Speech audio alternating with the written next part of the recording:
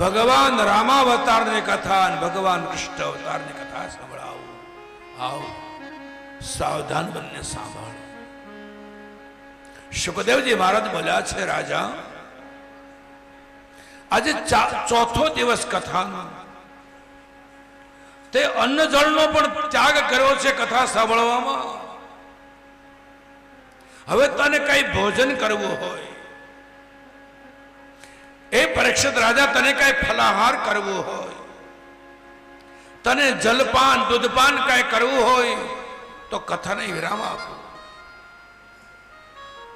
નહીં. પરીક્ષિત રાજા બોલ્યા, નહીં બાપજી, તમારા મુખમાંથી નીકળતી વાણીનો પ્રવાહ એ સ્વયં અમૃતપાન છે. મારે કોઈ જલપાનની કોઈ દૂધપાનની આવશ્યકતા નથી.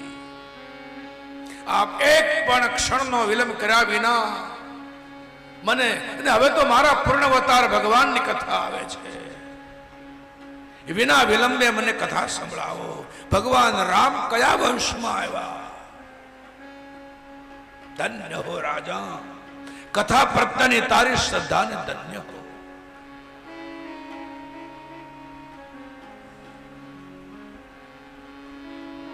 રામ ભગવાન કયા વંશમાં આવ્યા? બ્રહ્માજીથી શરૂ કરીને કહ્યું, વિષ્ણુ ભગવાનની નાભીમાંથી ભગવાન બ્રહ્મા થયા, બ્રહ્માના મરીચી થયા, મરીચીના કશ્યપ, એના વંશમાં શ્રાદ્ધદેવ મનુ થયા. એ શ્રાદ્ધદેવ મનુની પત્ની શ્રદ્ધા, એ રાજાને ત્યાં 10 સંતાનો થયા.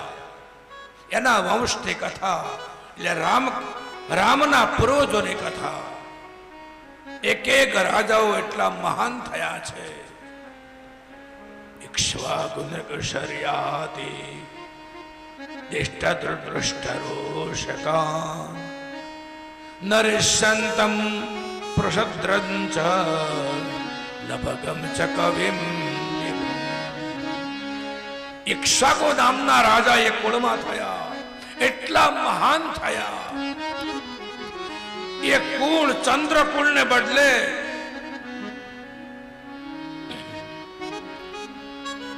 એ સૂર્યકુળ ને બદલે ઇક્ષ્વાકુ કુળ કહેવા લાગ્યું.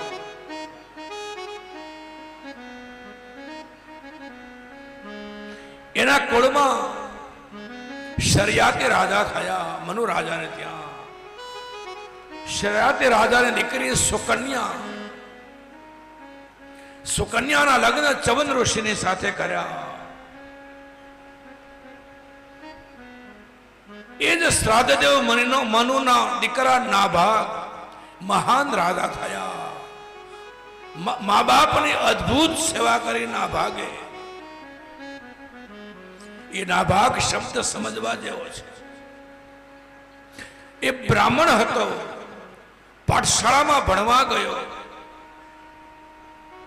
એ ભણીને 7 વર્ષ સુધી કાશીમાં ભણી જ્યારે ઘરે આવ્યો, મા બાપની તમામ સંપત્તિના ભાઈઓએ ભાગ પાડી લીધા. બીજા 3 ભાઈઓ હતા એના. નાભાગ ભણીને ઘરે આવ્યો. એને કહું, મારો ભાગ? બોલે, ના ભાગ, તારી પાસે કઈ વધ્યું નથી. હા, તારા ભાગમાં મા બાપ વધ્યા છે, એને લઈ જા. અને નાભાગે કીધું, કઈ વાંધો નહીં, મારા ભાગમાં મા બાપ આવ્યા છે ને, બસ મને મારો ભાગ મળી ગયો. આ જીવન સેવા કરી નાભાગે માતા પિતાની સાચા અર્થમાં દાસ ભાવથી